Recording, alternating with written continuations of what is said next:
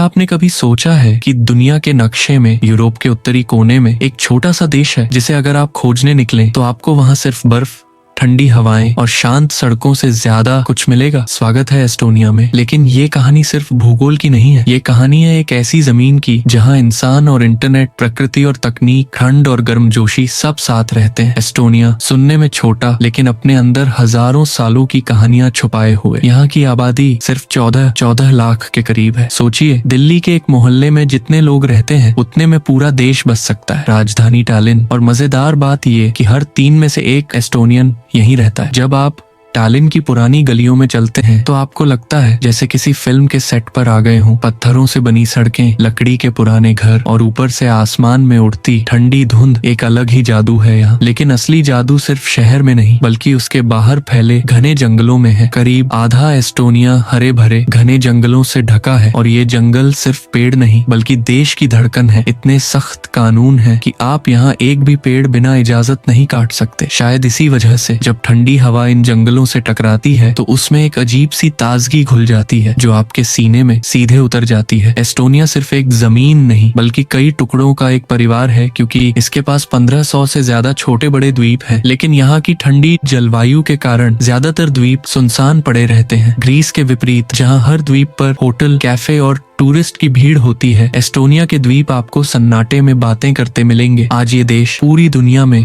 Internet Republic के नाम से जाना जाता है, क्योंकि यहाँ का डिजिटल ढांचा इतना तेज और आगे है कि कई बड़े देश भी पीछे रह गए हैं। यहाँ इंटरनेट सिर्फ एक सेवा नहीं, ये इंसान का हक है, बिल्कुल पानी और हवा की तरह। इतना तेज, इतना सुरक्षित और इतना सस्ता कि आप जहाँ भी खड़े हो एक क्लिक में पूरी दुनिया से जुड़ सकते हैं। लेकिन ये सब सुनकर मत सोचिए कि एस्टोनिया सिर्फ टेक्नोलॉजी और ठंडा मौसम है। ये एक लोकतांत्रिक संसदीय गणराज्य है। 2011 में यूरोपीय संघ का 17वां सदस्य बना। इसकी वजह से एस्टोनियन लोग अब यूरोप के किसी भी कोने में घूम सकते हैं, रह सकते हैं, काम कर सकते हैं, और इस खुली आजादी ने उनकी जिंदगी का स्तर, उनकी खुशियां दोनों को बढ़ा दिया है। लेकिन अगर आप यहाँ आने का सोच रहे हैं तो एक बात याद रखें, यहाँ की ठंड मजाक नहीं है। गर्मी के मौसम में भी तापमान शायद ही 17 डिग्री सेल्सियस से ऊपर जाए। सर्दियों में तो -10 डिग्री सेल्सियस आम बात है, और बर्फबारी महीने दर महीने चलती रहती है। ऐसा लगता है जैसे साल के ज्यादातर हिस्से में यहाँ सर्दी का ही राज हो। तो अगर आप वसंत या गर्मियों में आते हैं तो आपको खुले आसमान और लंबे दिन का मजा मिलेगा, वरना सर्द हवाओं से बचते हुए आप ज्यादातर समय किसी गर्म कमरे में चाय पीते हुए बिताएंगे। यही एस्टोनिया का पहला चेहरा है, एक ऐसा देश जो छोटा है लेकिन दिल में बहुत कुछ समेटे हुए है, जहाँ ठंडी हवाओं में भी एक गर्म एहसास छुपा है। लेकिन ये तो बस शुरुआत है। अगले हिस्से में हम देखेंगे कि यहाँ की रोजमर्रा की जिंदगी कैसी है, लोग कैसे रहते हैं, और क्यों यहाँ का समाज बाकी दुनिया से बिल्कुल अलग है। पार्ट 2, एस्टोनिया की रोजमर्रा की जिंदगी, बर्फीली गलियों के पीछे की असल कहानी। जब आप एस्टोनिया की सर्द गलियों में चलते हैं तो दूर से ये देश एक परी कथा जैसा लगता है, शांत, सुंदर और व्यवस्थित। लेकिन अगर आप यहाँ रुककर लोगों की जिंदगी के पीछे झांकें तो आपको एक अलग ही तस्वीर मिलेगी। एस्टोनिया का न्यूनतम वेतन करीब 886 यूरो है। सुनने में कम लगता है, और हाँ, यूरोप के कई देशों की तुलना में ये सच में कम है। लेकिन असली सवाल है, आप इस पैसे से यहाँ क्या कर सकते हैं? क्योंकि कई बार कम कमाई भी आपको आराम से जीने देती है, अगर चीजें सस्ती हो और सिस्टम साफ सुथरा हो। असल में एस्टोनिया में बहुत कम लोग ही न्यूनतम वेतन पर जीते हैं। ज्यादातर की सैलरी 1600 यूरो से लेकर 10,000 यूरो तक होती है। लेकिन हाँ, जो 8,000 यूरो या 10,000 यूरो कमाते हैं वो आमतौर पर बड़े कॉर्पोरेट के टॉप लेवल एग्जीक्यूटिव होते हैं। अगर आप एक साधारण मजदूर हैं तो शायद 1100 यूरो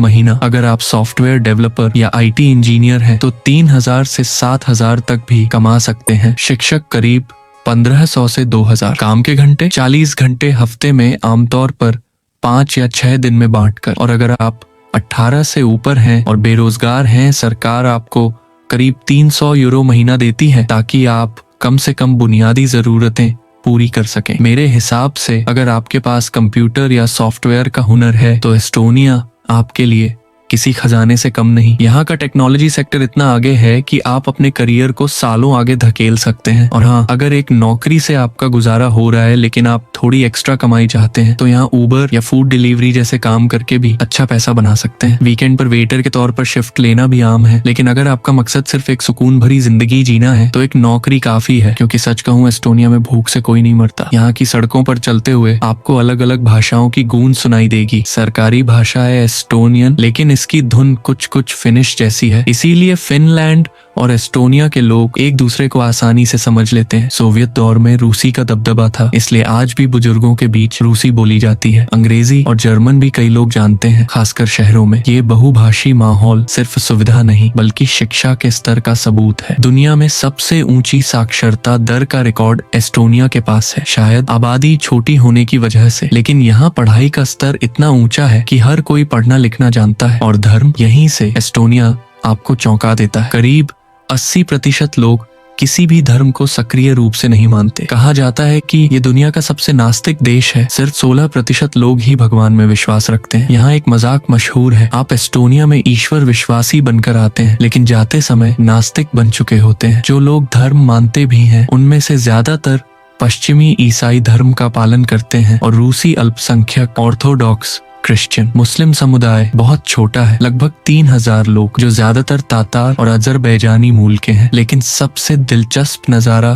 तब मिलता है जब आप शाम के 8 बजे के बाद गलियों में निकलते हैं। पूरा शहर जैसे चुप्पी ओढ़ लेता है। सुनसान सड़कें, बंद दुकानें और बस दूर कहीं एक बार से आती धीमी सी आवाज। ये सन्नाटा डरावना नहीं बल्कि एक अजीब सी शांति देता है। और हाँ, सुरक्षा की बात करें तो एस्टोनिया यूरोप के सबसे सुरक्षित देशों में है। गंभीर अपराध जैसे हमला, धोखाधड़ी या उत्पीड़न यहाँ बहुत कम होते हैं। अब एक बात जो पुरुषों को चौंका सकती है, यहाँ महिलाओं की संख्या पुरुषों से ज्यादा है और महिलाएं औसतन 10 साल ज्यादा जीती हैं। यूरोप में महिला पुरुष अनुपात में एस्टोनिया नंबर 1 है। इतना ही नहीं, दुनिया की कुछ सबसे मशहूर सुपर मॉडल्स यहीं से आती हैं। लंबा कद, सुनहरे बाल और आंखों में गहरे रंगों की चमक है, ये यहाँ की जेनेटिक पहचान है। कई लड़कियां पढ़ाई या लंबी नौकरियों के बजाय 18 साल के होते ही मॉडलिंग में चली जाती हैं और कुछ ही सालों में अपने सपने पूरे कर लेती हैं। लेकिन एस्टोनियाई लोग, खासकर अजनबियों के मामले में, काफी रिजर्व रहते हैं। अमेरिका में आप सड़क पर किसी अजनबी को देखकर हाय कह दें, यहाँ ऐसा मत सोचिए, क्योंकि यहाँ लोग अक्सर बाहरी रूप देखकर राय बनाते हैं। अगर आपके बाल और रंग यहाँ के स्थानीय लोगों से अलग हैं, तो हो सकता है कि शुरुआती मुलाकात में आपको ठंडी प्रतिक्रिया मिले। इसलिए अगर आप यहाँ बसने का सोच रहे हैं तो दोस्ती बनाने में धैर्य रखना होगा। ये थी एस्टोनिया की रोजमर्रा की जिंदगी की झलक। लेकिन कहानी यहीं खत्म नहीं। अगले हिस्से में हम देखेंगे कैसे इस छोटे से देश ने इंटरनेट को इंसान का मौलिक अधिकार बना दिया और कैसे यहाँ की डिजिटल क्रांति ने पूरी दुनिया को हैरान कर दिया। पार्ट 3,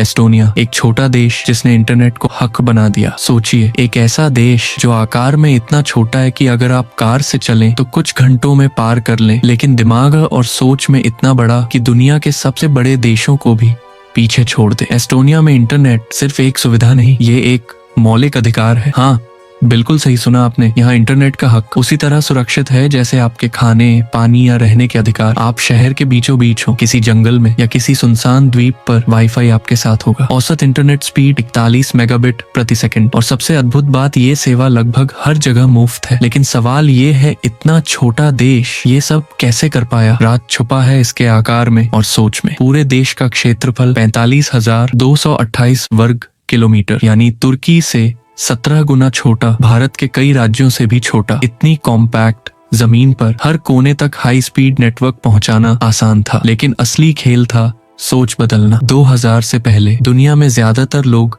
इंटरनेट को लग्जरी मानते थे, लेकिन एस्टोनिया ने इसे जिंदगी का हिस्सा बना दिया। सन 2000 में सरकार ने बड़ा फैसला लिया, अब से सरकारी कामों में कागज खत्म, सब डिजिटल। सोचिए, उस समय दुनिया के बड़े बड़े देश अब भी फाइलों के ढेर में दबे थे और यहाँ के लोग टैक्स भरने से लेकर बिजनेस रजिस्ट्रेशन तक सब ऑनलाइन करने लगे। स्कूलों में 7 साल के बच्चों को भी कोडिंग सिखाई जाने लगी। छोटे छोटे गांवों में भी कंप्यूटर और इंटरनेट की पहुंच सुनिश्चित की गई। और आज नतीजा ये है कि एस्टोनिया कम से कम 20 साल आगे है। यहाँ वोटिंग भी ऑनलाइन होती है। अगर आप एस्टोनियन नागरिक हैं और किसी दूसरे देश में रहते हैं तो सिर्फ कुछ क्लिक में चुनाव में वोट डाल सकते हैं। दुनिया में ऐसा सिस्टम अभी भी गिने चुने देशों में है। और फिर आया उनका सबसे अनोखा आइडिया, डिजिटल रेजिडेंसी। मतलब अगर आप यहाँ रह भी नहीं रहे तब भी आप ऑनलाइन कंपनी खोल सकते हैं, बैंक अकाउंट बना सकते हैं और एस्टोनिया के डिजिटल सिस्टम का हिस्सा बन सकते हैं। बस ऑनलाइन अप्लाई कीजिए और आप भी इस छोटे देश का डिजिटल नागरिक बन सकते हैं। क्यों किया ये सब? क्योंकि एस्टोनिया के सामने एक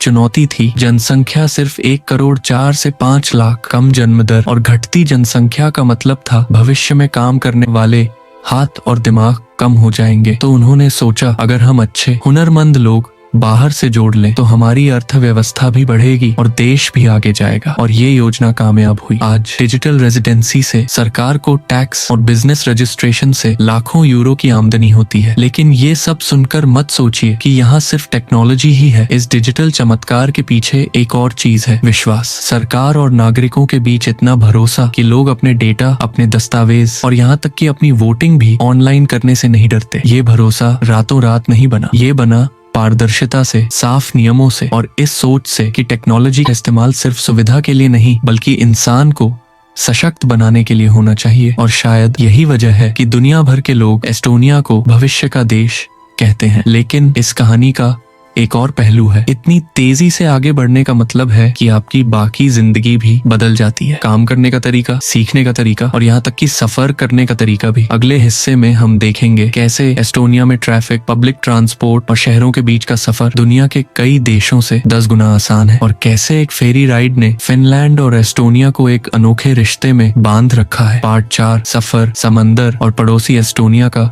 खुला दरवाजा। एस्टोनिया में जिंदगी सिर्फ काम और डिजिटल सुविधाओं के इर्द गिर्द नहीं घूमती। यहाँ का सफर, यहाँ की सड़कों की खामोशी और समुद्र के उस पार के रिश्ते सब इस देश को एक अलग ही एहसास देते हैं। ट्रैफिक से शुरुआत करते हैं। अगर आप किसी बड़े देश के शहर से आते हैं जहाँ घंटों जाम में फंसना आम है तो एस्टोनिया में ड्राइव करना आपको एक सपने जैसा लगेगा। सड़कें साफ, ट्रैफिक बेहद कम और लोग नियमों का पालन करने वाले। यहाँ हॉर्न शायद ही कभी सुनाई दे और अगर कोई बजा भी दे तो वो हादसे से बचाने के लिए, गुस्से में नहीं। पब्लिक ट्रांसपोर्ट, राजधानी टालिन में बस, ट्राम और ट्रॉली बस का एक बेहतरीन नेटवर्क है। और सबसे खास, अगर आप टालिन के रेजिडेंट हैं तो आपके लिए पब्लिक ट्रांसपोर्ट मुफ्त है। हाँ, आपको बस अपना रेजिडेंट कार्ड टैप करना है और सफर शुरू। ये सुविधा 2013 में शुरू हुई थी और तब से दुनिया के कई शहरों ने इसे कॉपी करने की कोशिश की है। ट्रेन नेटवर्क छोटा है लेकिन बेहद समय। अगर ट्रेन 10:05 पर आने का वादा करे तो 10:05 पर ही आएगी ना, 1 मिनट पहले न बाद में। शहरों के बीच का सफर, टालिन से टार्टू लगभग 2 घंटे 50 मिनट कार या ट्रेन से। टालिन से पार्नु 2 घंटे। दूरी इतनी छोटी है कि वीकेंड ट्रिप्स बहुत आसान है। लेकिन असली मजा आता है जब आप समंदर के रास्ते सफर करते हैं। एस्टोनिया का सबसे अनोखा कनेक्शन है फिनलैंड से। सिर्फ 80 किलोमीटर की दूरी और बीच में बाल्टिक सागर। टालिन से हेलसिंकी तक की फेरी रोजाना चलती है। यात्रा का समय करीब 2 घंटे। सोचिए, आप सुबह टालिन से निकलें, हेलसिंकी में लंच करें और शाम तक वापस अपने घर आ जाएं। ये सिर्फ सफर नहीं, ये दोनों देशों की जिंदगी का हिस्सा है। कई लोग हेलसिंकी में काम करते हैं लेकिन रहते टालिन में क्योंकि यहाँ रहना सस्ता है। फेरी कंपनियों ने इस रूट को इतना आरामदायक बना दिया है कि सफर के दौरान आपको एक छोटा सा क्रूज का अनुभव मिलता है। रेस्टोरेंट, ड्यूटी फ्री शॉप और लाइव म्यूजिक तक। एस्टोनिया का एक और चेहरा, इसके छोटे छोटे द्वीप। सारे द्वीप इतने पास हैं कि फेरी या छोटी बोट से आसानी से पहुंचा जा सकता है। कई लोग गर्मियों में वीकेंड के लिए इन द्वीपों पर जाते हैं जहां भीड़ नहीं, बस हरियाली और समुद्र का शोर। और अगर आप रोड ट्रिप के शौकीन हैं तो यहाँ कार किराए पर लेना बेहद आसान और सस्ता है। ज्यादातर हाईवे आपको सीधा पड़ोसी देशों लातविया या रूस तक ले जाएंगे। हाँ, रूस के साथ अब राजनीतिक हालात बदल चुके हैं लेकिन लातविया के साथ बॉर्डर अभी भी खुला और आसान है। एस्टोनियाई ड्राइविंग कल्चर, यहाँ लोग तेज ड्राइव नहीं करते और अगर आप 50 किलोमीटर प्रति घंटा जोन में 70 पर चलेंगे तो तैयार रहिए भारी जुर्माने के लिए। स्पीड कैमरे हर जगह हैं और पुलिस का सिस्टम पूरी तरह डिजिटल। कई बार जुर्माने का मैसेज आपको ईमेल पर आ जाता है। पोस्टमैन के आने का इंतजार नहीं करना पड़ता। पर सबसे प्यारा नजारा तब मिलता है जब आप किसी गाँव के रास्ते से गुजरते हैं। सड़क के किनारे छोटे छोटे लकड़ी के घर, बर्फ से ढकी छतें और लोग धीरे धीरे चलते हुए हाथ में कॉफी का कप पकड़े। ये सफर सिर्फ दूरी नापने का नहीं बल्कि एक एहसास लेने का होता है। अगले हिस्से में हम देखेंगे कैसे एस्टोनिया में साल भर का मौसम लोगों की जिंदगी को बदलता है। क्यों यहाँ की सर्दी एक परीक्षा जैसी होती है और गर्मी एक त्योहार की तरह मनाई जाती है। पार्ट 5, जब मौसम ही जिंदगी की रफ्तार तय करता है। एस्टोनिया में मौसम सिर्फ बैकग्राउंड नहीं, ये आपकी रोजमर्रा की जिंदगी का निर्देशक है। तय करता है कि आप कब उठेंगे, कैसे काम करेंगे और कब जश्न मनाएंगे। सर्दी एक सफेद परीक्षा। नवंबर से मार्च तक एस्टोनिया बर्फ की चादर में लिपटा रहता है। दिन छोटे हो जाते हैं, कभी कभी सिर्फ 6 घंटे की धूप। सुबह 9 बजे सूरज निकलता है और 3:30 बजे ढल जाता है। कभी कभी हफ्तों तक आसमान धूसर बना रहता है। ये समय आसान नहीं होता। बर्फ में गाड़ी निकालना, फिसलन भरी सड़कों पर चलना और -20 डिग्री सेल्सियस तक गिरा तापमान। लेकिन यहाँ के लोग इसे सहन ही नहीं करते, बल्कि इसमें अपनी लय ढूंढ लेते हैं। Winter sports, skiing, ice skating और किकसिंग एक पारंपरिक एस्टोनियाई झूला सर्दियों के पसंदीदा खेल हैं। झीलें जम जाती हैं और लोग उस पर चलकर, स्केटिंग करके या यहाँ तक कि कार चलाकर भी पार कर जाते हैं, बशर्ते बर्फ पर्याप्त मोटी हो। सर्दी का त्योहार क्रिसमस मार्केट। टैलिन का क्रिसमस मार्केट तो दुनिया के सबसे खूबसूरत मार्केट्स में गिना जाता है। बर्फ से ढकी पुरानी गलियां, लकड़ी के छोटे छोटे स्टॉल, गरम ग्लॉग, मसालेदार वाइन की खुशबू और बीच में चमकता विशाल क्रिसमस ट्री। ये नजारा आपको लगता है जैसे किसी परी कथा के पन्ने से बाहर आ गया हो। वसंत उम्मीद की पहली किरण। मार्च के अंत में बर्फ पिघलने लगती है, दिन लंबा होने लगता है और लोग पार्कों में टहलने निकल आते हैं। ये वो मौसम है जब फूलों की खुशबू हवा में भर जाती है और हर कोई अपने घर के बगीचे को सजाने में जुट जाता है। गर्मी त्योहारों का मौसम। जून से अगस्त तक एस्टोनिया बदल जाता है। दिन 18 घंटे लंबे हो जाते हैं। रात को भी पूरी अंधेरी नहीं होती, बस हल्की सी धूप जैसी रोशनी रहती है। इसे कहते हैं व्हाइट नाइट्स। गर्मी में हर वीकेंड कोई न कोई त्योहार, कॉन्सर्ट या बीच पार्टी होती है। लोग कैंपिंग करने निकलते हैं, जंगलों में हाइकिंग करते हैं और समुद्र किनारे बारबेक्यू का मजा लेते हैं। मिड समर जाने पाए। 24 जून को मनाया जाने वाला ये त्योहार एस्टोनिया के लिए क्रिसमस जितना अहम है। इस दिन लोग खुले मैदान में अलाव जलाते हैं, गाने गाते हैं, नाचते हैं और पूरी रात जागते हैं। कहते हैं इस रात अगर आप 7 अलग अलग फूल तोड़कर तकिए के नीचे रख लें तो सपने में आपको आपका जीवन साथी दिखाई देगा। पतझड़ सुनहरी विदाई। सितंबर से अक्टूबर तक जंगल सुनहरे, लाल और नारंगी रंग में बदल जाते हैं। ये मशरूम और बेरी चुनने का मौसम है, एक परंपरा जिसे लगभग हर एस्टोनियाई निभाता है। लोग टोकरी लेकर जंगलों में निकलते हैं और सर्दियों के लिए प्राकृतिक खाना जमा करते हैं। यहाँ का मौसम आपको बदल देता है। सर्दी आपको धैर्य सिखाती है, गर्मी आपको जीने की उमंग देती है, वसंत आपको उम्मीद देता है और पतझड़ आपको छोड़ना सिखाता है। अगले हिस्से में हम देखेंगे कैसे एस्टोनिया की शिक्षा व्यवस्था, भाषा और संस्कृति ने इस छोटे देश को न सिर्फ डिजिटल रूप से बल्कि मानवीय रूप से भी मजबूत बनाया। पार्ट 6, दिमाग और दिल। एस्टोनिया की शिक्षा और संस्कृति। एस्टोनिया को अगर आप सिर्फ एक हाईटेक देश समझते हैं तो आधी कहानी सुन रहे हैं। इस देश ने टेक्नोलॉजी को अपनाने से पहले अपने लोगों के दिमाग और सोच को तैयार किया और यही तैयारी इसे दुनिया में अलग बनाती है। शिक्षा भविष्य की नींव। एस्टोनिया की शिक्षा व्यवस्था दुनिया में सबसे आगे मानी जाती है। ECD की पैसा रैंकिंग में गणित, विज्ञान और पढ़ाई में यह यूरोप के टॉप देशों में आता है, कई बार फिनलैंड से भी आगे। राजर क्या है? समान अवसर। यहाँ के हर बच्चे को एक जैसी शिक्षा मिलती है, चाहे वह शहर में हो या गांव में। कोडिंग की शुरुआत जल्दी। कई स्कूलों में 7 साल की उम्र से ही प्रोग्रामिंग सिखाई जाती है। Technology integration. हर स्कूल में हाई स्पीड इंटरनेट और डिजिटल लर्निंग टूल्स। कम होमवर्क, ज्यादा प्रैक्टिकल। बच्चों पर पढ़ाई का बोझ कम, लेकिन समझ और क्रिएटिविटी पर जोर। यहाँ के शिक्षक सिर्फ पढ़ाते नहीं, वे गाइड की तरह काम करते हैं और माता पिता का स्कूल के साथ गहरा जुड़ाव होता है ताकि बच्चे सिर्फ अच्छे नंबर ही नहीं बल्कि एक अच्छा इंसान भी बने। भाषा, पहचान की जड़ें। एस्टोनिया की आधिकारिक भाषा है एस्टोनियन, जो फिनिश भाषा से मिलती जुलती है लेकिन बाकी यूरोप की भाषाओं से बिल्कुल अलग। ये एक अनोखी, मधुर और थोड़ी कठिन भाषा है और इसे सीखना एस्टोनियाई पहचान का अहम हिस्सा है। यहाँ अंग्रेजी भी बहुत आम है, खासकर युवाओं में, लेकिन स्कूलों में बच्चों को 2 से 3 भाषाएं सीखने का मौका मिलता है, अक्सर एस्टोनियन, अंग्रेजी और रूसी। भाषा को लेकर यहाँ गर्व गहरा है। सोवियत दौर में जब एस्टोनियन भाषा को दबाने की कोशिश हुई तब भी लोगों ने इसे घर और दिल में जिंदा रखा।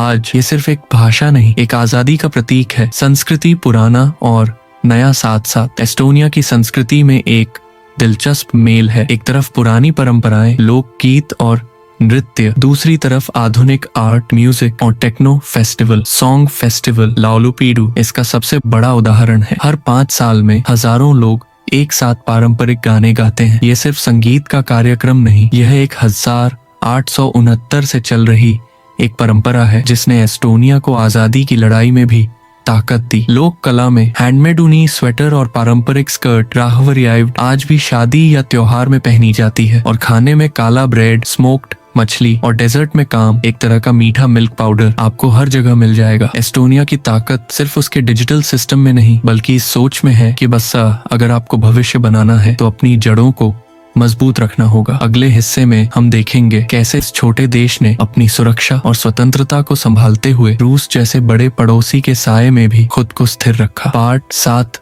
बड़े पड़ोसी के साये में। एस्टोनिया का नक्शा देखिए, एक तरफ बाल्टिक सागर, दूसरी तरफ रूस की लंबी सरहद। इतिहास में यही पड़ोस इसकी सबसे बड़ी चुनौती भी रहा और पहचान भी। इतिहास का बोझ। एस्टोनिया 20वीं सदी में 2 बार सोवियत यूनियन का हिस्सा रहा। पहली बार 1940 में, फिर 1944 से 1991 तक। इन सालों में राजनीतिक आजादी खत्म हो गई, भाषा और संस्कृति को दबाया गया और हजारों लोगों को साइबेरिया भेज दिया गया। लेकिन 1991 में सोवियत यूनियन के टूटने के साथ ही एस्टोनिया ने आजादी फिर से हासिल की। इस बार उसने ठान लिया कि अपने भविष्य की सुरक्षा खुद सुनिश्चित करेगा। नाटो और यूरोपीय संघ। 2004 में एस्टोनिया ने नाटो और यूरोपीय संघ दोनों में सदस्यता ली। नाटो का मतलब किसी भी बाहरी हमले की स्थिति में सामूहिक सुरक्षा। यूरोपीय संघ का मतलब आर्थिक स्थिरता और राजनीतिक साझेदारी। रूस यूक्रेन युद्ध के बाद एस्टोनिया ने अपनी रक्षा खर्च को जीडीपी के 3% से भी ज्यादा तक बढ़ा दिया। ये नाटो के औसत से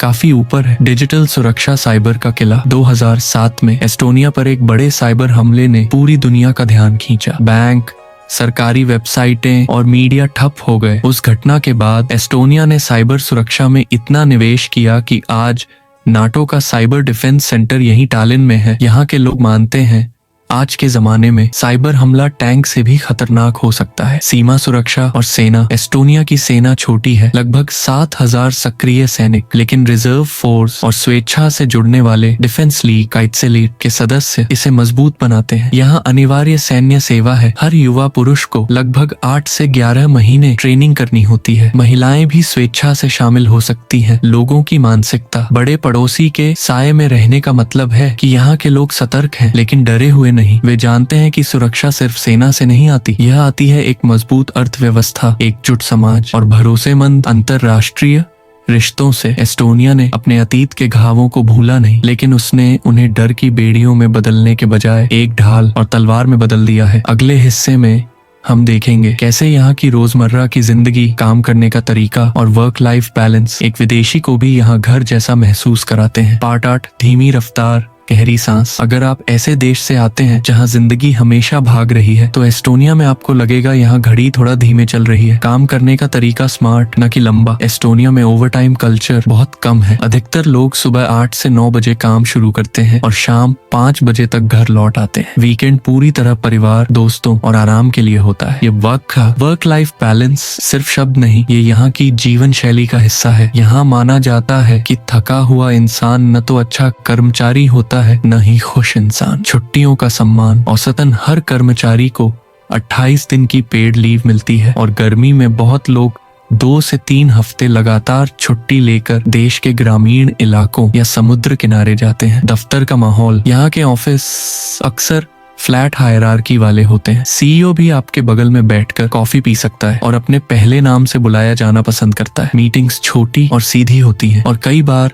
ईमेल या स्लैक मैसेज से ही काम निपटा दिया जाता है। रोजमर्रा की जिंदगी। सार्वजनिक परिवहन। टालिन में ट्राम, बस और ट्रेन सुविधाजनक और किफायती है। और हाँ, टालिन के रेजिडेंट्स के लिए पब्लिक ट्रांसपोर्ट फ्री है। खरीदारी। सुपरमार्केट में लोकल प्रोडक्ट्स को प्राथमिकता दी जाती है, लेकिन हर जरूरत की चीज आपको मिल जाएगी। खाना लंच अक्सर जल्दी और हल्का होता है, लेकिन डिनर परिवार के साथ आराम से। सर्दियों में रूटीन। ठंडी अंधेरी सर्दियों में लोग ह्यूगे जैसे माहौल बनाते हैं। मोमबत्तियां, गर्म चाय, ऊनी मोजे और धीमा संगीत। यहाँ घर का आराम एक कला की तरह माना जाता है। समुदाय और सामाजिक जीवन। एस्टोनियाई लोग शुरुआत में थोड़े रिजर्व्ड लग सकते हैं, लेकिन एक बार दोस्ती हो जाए तो रिश्ता गहरा और सच्चा होता है। छोटे शहरों और गांवों में पड़ोसी एक दूसरे को जानते हैं और मदद करते हैं। यहाँ की रोजमर्रा की जिंदगी आपको सिखाती है कि काम जरूरी है, लेकिन जीना उससे भी ज्यादा जरूरी है। पार्ट 9, बड़ी कहानी। हमने इस सफर में एस्टोनिया को हर कोण से देखा, उसके डिजिटल कमाल, हरे भरे जंगलों, समुद्री हवा, इतिहास की चोटों, शिक्षा के दम, सुरक्षा के संकल्प और रोजमर्रा की जिंदगी के सुकून तक। छोटा लेकिन असरदार, सिर्फ 13 लाख की आबादी वाला ये देश कई बार खुद से बड़े देशों को दिखा चुका है कि साइजेस नहीं, सोच मायने रखती है। जहां और देश डिजिटल ट्रांसफॉर्मेशन के लिए भारी भरकम योजनाएं बनाते हैं, एस्टोनिया ने ये सब चुपचाप, तेजी से और बिना दिखावे के कर दिखाया। अतीत से सीख, भविष्य की ओर नजर, सोवियत कब्जे की यादें अब भी बुजुर्गों की कहानियों में है, लेकिन नई पीढ़ी डर के बजाय आत्मविश्वास लेकर आगे बढ़ रही है। उनके लिए स्वतंत्रता एक जन्म सिद्ध अधिकार नहीं, बल्कि कुछ ऐसा है जिसे रोज बचाना और संवारना पड़ता है। लोगों का दिल, एस्टोनियाई लोग आपको शायद पहली मुलाकात में ज्यादा बातें न करें, लेकिन अगर आपने उनका भरोसा जीत लिया तो आपको जीवन भर का सच्चा दोस्त मिल जाएगा। यहाँ रिश्ते गहरे, ईमानदार और लंबी उम्र वाले होते हैं। क्यों खास है एस्टोनिया? क्योंकि ये आपको दिखाता है कि आप तकनीक और परंपरा दोनों को साथ लेकर चल सकते हैं। आप छोटा होते हुए भी दुनिया में बड़ा असर डाल सकते हैं और आप अपने अतीत को बोझ नहीं, ताकत बना सकते हैं। एस्टोनिया कोई परफेक्ट यूटोपिया नहीं, लेकिन यह एक जिंदा सबूत है कि अगर इरादा, एकता और दूरदर्शिता हो तो भौगोलिक आकार और संसाधन सीमाएं नहीं बनते, बल्कि एक अलग पहचान गढ़ने का अवसर बनते हैं। तो अगली बार जब आप नक्शे पर बाल्टिक सागर के किनारे एक छोटा सा देश देखें, याद रखिए यह वही जगह है जो दुनिया को सिखा रही है कि भविष्य डिजिटल भी हो सकता है और इंसानी भी। पार्ट 10 विदाई नहीं, एक नया वादा, एक सफर जो दिल में रह गया। जब हमने ये सीरीज शुरू की थी तो शायद आप में से कई लोगों को एस्टोनिया के बारे में बहुत कम पता था। आपने इसके ठंडे मौसम से लेकर गर्म दिल वाले लोगों तक, तेज इंटरनेट से लेकर सदियों पुराने चर्चों तक सब देख लिया। छोटा देश, बड़ी सीख। एस्टोनिया हमें सिखाता है कि ताकत सिर्फ सेना या अर्थव्यवस्था से नहीं आती, बल्कि सोच, सिस्टम और नागरिकों के भरोसे से आती है। ये देश बताता है कि अगर आपके पास सही योजना, ईमानदारी और टेक्नोलॉजी की समझ है तो आप दुनिया के किसी भी बड़े देश से आगे निकल सकते हैं। वो बातें जो भूली नहीं जा सकती, राजधानी टालिन की शांत गलियां और मुफ्त पब्लिक ट्रांसपोर्ट, जंगलों की खुशबू जो आपको प्रकृति से जोड़ देती है, वो फेरी जिसमें बैठकर फिनलैंड से लोग यहाँ खरीदारी करने आते हैं, स्कूलों में बच्चों को 7 साल की उम्र से कोडिंग सिखाने का जुनून, और वो इंटरनेट स्पीड जो कई देशों का सपना है। दिल से जुड़ाव। एस्टोनिया भले ठंडा हो मौसम में, लेकिन यहाँ की सोच में एक गर्माहट है। एक ऐसा देश जहाँ आपको डिजिटल अधिकार, स्वतंत्रता और सुरक्षा तीनों एक साथ मिलते हैं। अगला कदम आपका है। अब सवाल ये है, क्या आप भी कभी इस डिजिटल चमत्कार को अपनी आंखों से देखेंगे? क्या आप टालिन की पत्थर वाली गलियों में चलेंगे या फिर किसी छोटे कैफे में बैठकर गर्म कॉफी के साथ बाल्टिक समुद्र की ठंडी हवा महसूस करेंगे? विदाई नहीं, मुलाकात तक। ये हमारा आखिरी पार्ट है, लेकिन एस्टोनिया की कहानी यहाँ खत्म नहीं होती। शायद अगले साल आप में से कोई वहाँ जाकर नए किस्से लेकर लौटे और तब हम फिर एक नई सीरीज बनाएंगे। तब तक के लिए एस्टोनिया आपके दिल में और सपनों में जिंदा रहे, क्योंकि यह देश सिर्फ नक्शे पर एक जगह नहीं, बल्कि एक सोच है और सोच कभी मरती नहीं।